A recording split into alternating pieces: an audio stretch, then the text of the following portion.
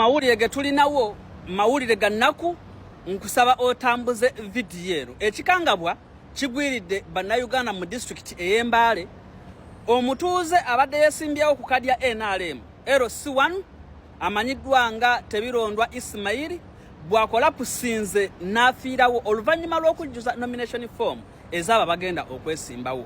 Kitalo nnyo ddala. Omwami ono amaze ekiseera kye ekyokunsi nga wagira NRM era nga muwagizi wa mwami Museveni Lukulwe era nga abadde mutuuze wa mu district y'Embale era nga abadde mukulembeze wa LC1 mu Mbale industrial area.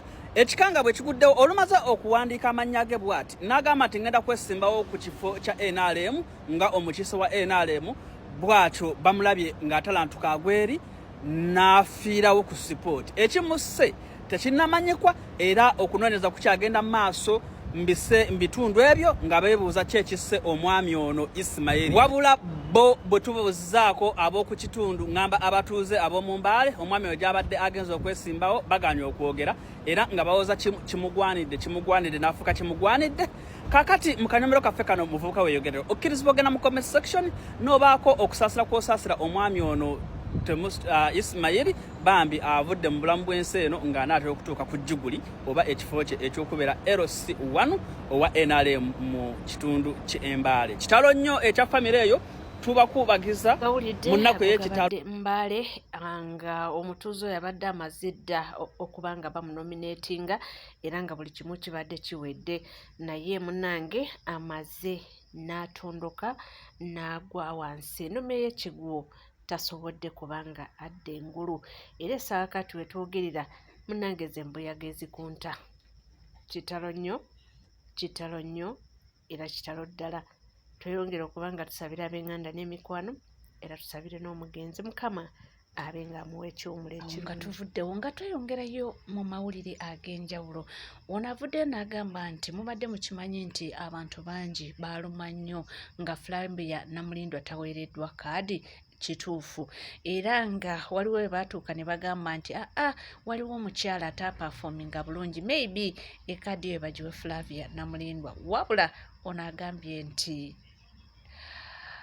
kyalabyeko bonna ku olwaleero nti mu butuufu abaali bagaba kaadi baali babiraba. Abantu bangi abaalumwa nga Flavia Namulindwa ataweereddwa kaadi kwesimbawo. Nange nalimu naye kyenzudde abantu abo abagaba kaadi baba bagezi nnyo ate baba balabira wala. Flavia Namulindwa ankubye supply wendabye nga ali ku layini y'abo babloga bagenda owa 5 billion ez'omuwa omusolo nga tezirina na nsonga lwaki bazibawa naye nga kwali asonze. Neewuunyiza nnyo ne nga banne abantu ekitegeeza baba bazeeyitiranga ku bannaabwe kubakozesa bukozesa. Onogamba nti talina ndaba kifo kyonna kyayina naye kiba kyewuunyisaamu ko kibanga tugeze wonolabaani Kingisaawo Banina Rose Museveni n'ajja n'agamba abayimbi ngenda bawa billion 8 naye nga all people they are disagree about it. Nolaba ate nga enkera y'omu ku basimbye layini abagenda okufuna ezo ssente nga ziri mu bubenyi bw'amateeka. Nti kyewuunyisa. Ono avuddeyo n'agamba nti Chairman Nyanzi nti mumuwe ebimuli bye nti oluusi bambi tulwawo okusiima nti naye ku luno nonno Chairman Nyanzi ono gwayogerako nga baamukuba left right center naye kati ono avuddeyo ate n'agamba nti alina ensonga lwaki agamba nti asaana ebimuli bye. We bambeni wawulira erinnya Chairman Nyanzi liwe respect. Olunaku lwajjo nabaddeko mu Kampala Central n'entambula mu zooni zonna ng'amazima ga Katonda mugulu kana kalulu ke tugendamu tetulina bafulaga beeyala ba National Unity Platform mu byalo. Chairman Nyanzi mu 2021 we twagenda mu kalulu ka 2021 yawanguza bakansala 14 mu Kampala Central. Lubongoya yawanguza bakansala 5. Wetubadde tuvuga ekisanja ekyo nga kitambula waliwo okutegeka akalulu ka LC1. Chairman Nyanzi yateekawo bafulaga beeyala wonna mu Kampala Central aba National Unity Platform. Lubongoya alemereddwa n'okutegekako at least 5% ba flaga bearer ba National Unity Platform mu Kampala Central. Nga yewe yavuganiza ku MP yasobozo okuwanguza bakansala jasi batano bokka ku bakansala bonna abakola Kampala Central.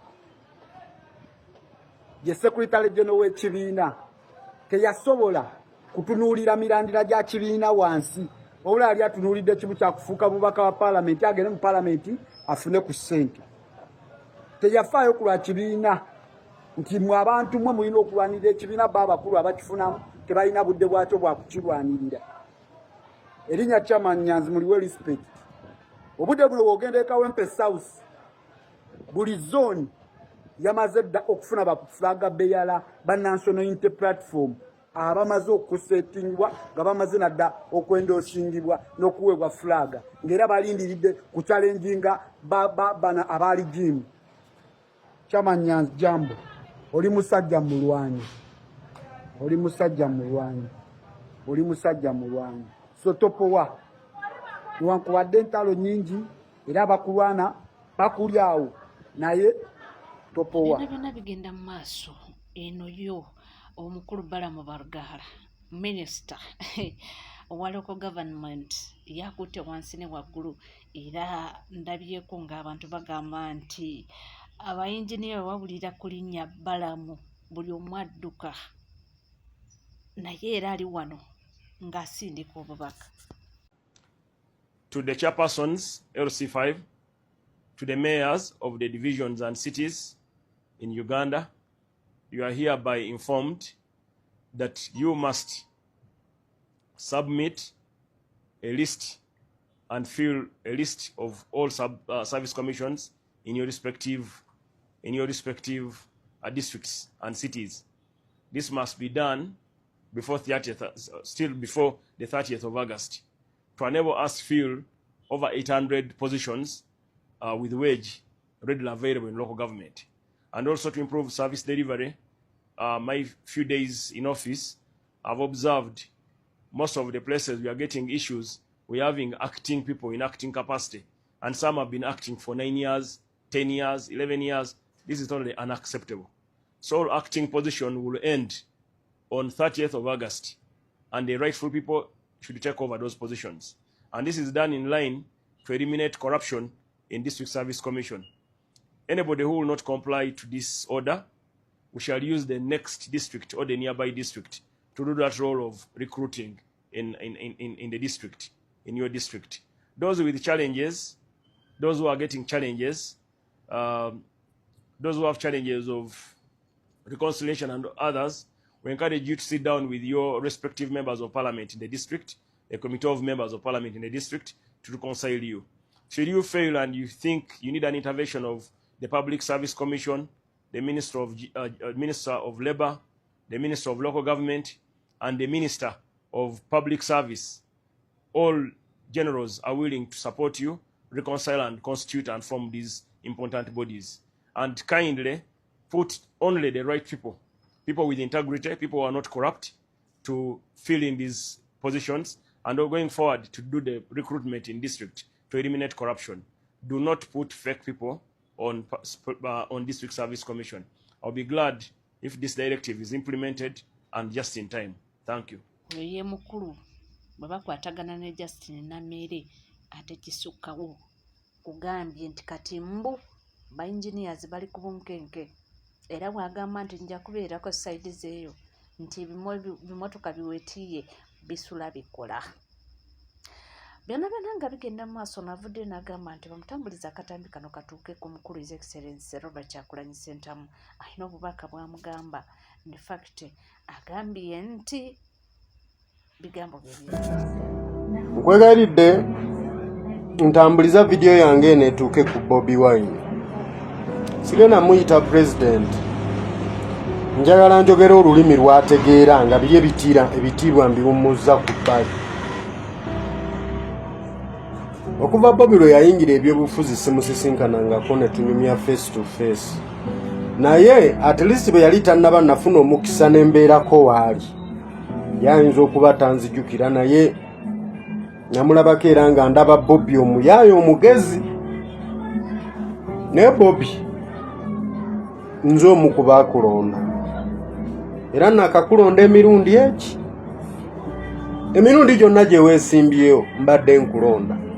Omulundi gwe saakulonda gwe mulundi gw'ekyaddondo kuba sirondera kyaddondo, naye emirundi ebiri gy'ovuganyiza ku bukulembeze bw'eggwanga mbadde nkulonda. Bobby siri wa NUP. Bobby nzikiririza mu ideas zo. I believe in your ideologies. Naye Bobby ekyamazima ga Katonda mu ggulu simanyi. Bwe tulengera nga tutudde bwe tuti bw'olengerawo galamidde. Naye Bobby bwe tunaaba tetulwanye bano abasajja tetugenda bbejja. Bobby bano abasajja bwe banaaba bwe batutulugunya tubaddiza kubasiriikirira. Ekyamazima ebyo birabika biyinza kukola mu Bayibuli.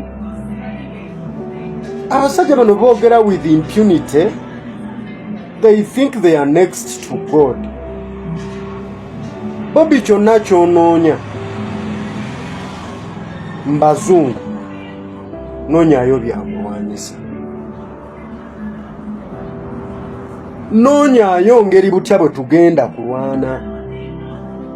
Abantu bano tubawa akaseera akazibu, obulamu bwabeerere so expensive nti na buli muntu yenna awagira Museveni mu Uganda alina okuba ng'alina abamukuuma era zina kuba ssente.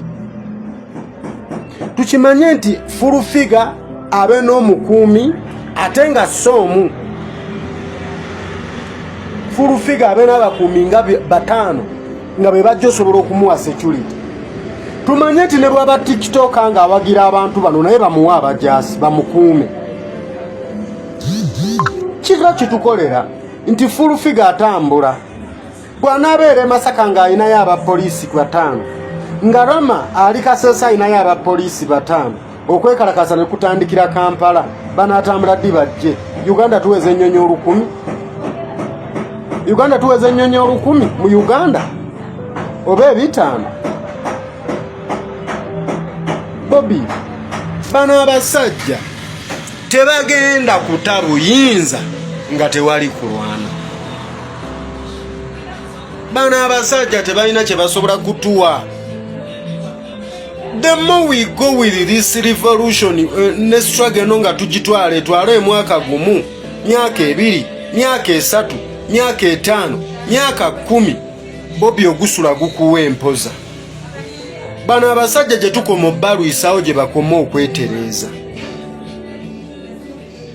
Bano abasajja gye tukoma obbalwisawo gye bakoma okwetereeza, gye bakoma okutusoma. Naffe tubasoma, naffe tubaanika, naye bano abasajja tebakyaswala. Akakodyo k'okuba kyaswaza tekakyakola. Bano abasajja tebakyaswala nti tubalabise. Yes, tubalabisiza ekimala. Era kati omuntu atategeera nti bano abasajja babi musiru busiru naye nga tugezezzaako okukiraga buli muntu. Ffe tutambuddeko ku mawanga ag'enjawulo Bobby, n'ensi ezitwetoolodde zonna zeegamba bannange oyo omusajja abeera atya CDF wammwe. Si kuba nti alabika bubi nno, naye balaba ategeera bubi. Abantu bano buli lwe banajja ne batukwata ne bawamba omu ne bamuta lunaku lumu ne baddamu ne bamukwata, tulina okuba nga bwe bawamba owaffe naffe tuwambayo owaabwe omu, nga naffe tuwambayo owaabwe omu. Ne bakwata Muwanga Kivumbi ne tukwata Kisa kya Mukama n'abulawo, ne tugenda mu kooti ne tubagamba mutatawa mutoyo. Ne bakwatayo owaffe omu ne tukwatayo Jeno omu n'abulawo. Bwekiba kyetwagisa kwayalinga Bacuba tukikole. Bwekiba kitwetagisa naffe kufuna badraga dealer ng'abo abali e Colombia tubagamba nti twagala ojoosa assassinate ng'omuntu. Bobby omukulembeze olina okuba obusobozi ng'omanyi okulimba ate ng'osobola okutta. Omuntu atasobola kutta tosobola kubeera president. Uganda we are like 45 millions of people. Ab'ebitongole by'okwerinda bonna nga tubagasse tebawera kakadde. for the argument sake katukirize nti Uganda erimu buli muntu tuyina abamagye ne police bonna ng'obabaze they are 1M. Bwetugamba nti bali million emu, each of them owns one gun.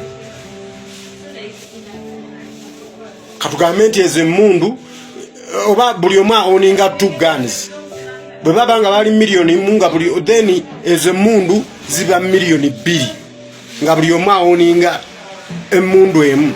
Katugambe nti ezo million 2 buli mundu egenda kutta abantu basatu.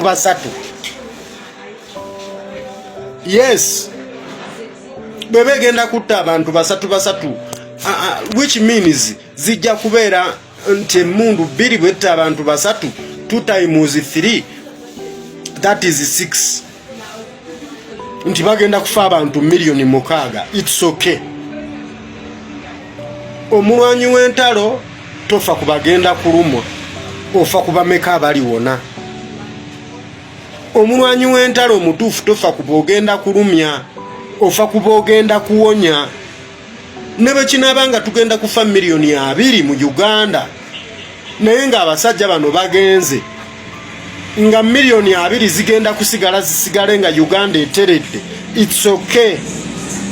There is nothing on silver plate. Democracy is expensive.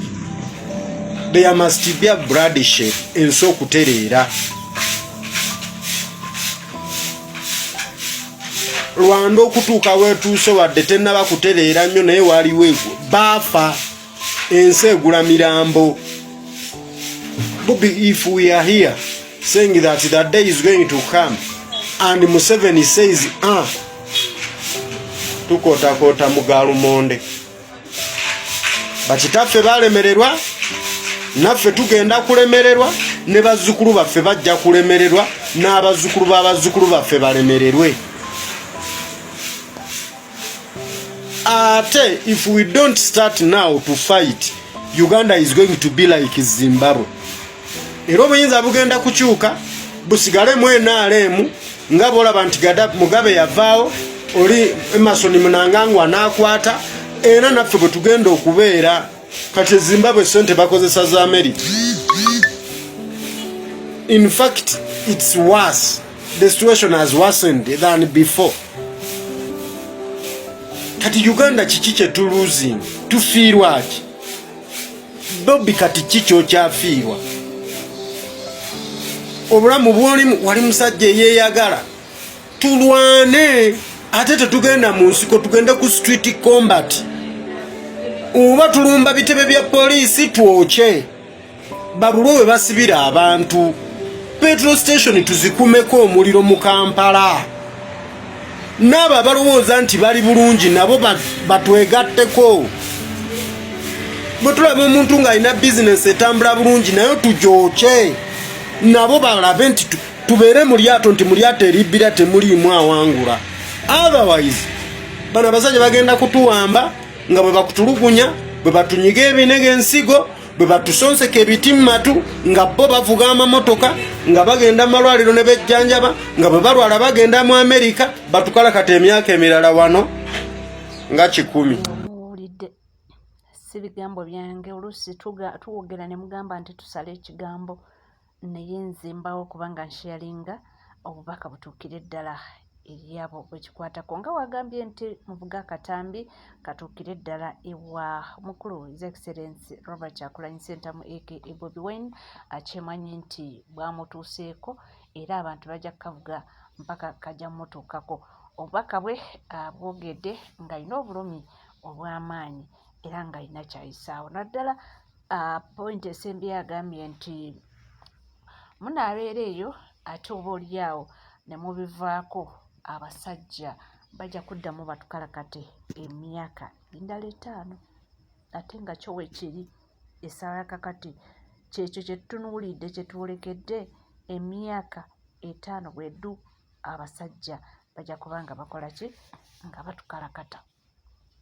Webale kubanga wekomidde ku NCK TV teweerabira kubanga osubscribinga ringinga that notification bell sharinga likinga ebisigadde butereeva amawulire tujja kubanga tugakubeera tujja kubanga tugakutuusaako wona woli wona wasinzidde nkamba bugambye nti gwe tulaba tuzikalira nywera buli kyetaaga okuba ng'omanya tujja kuba nga tukikuweera jja kuba nga tukutuusaako sigala naffe tovaawo.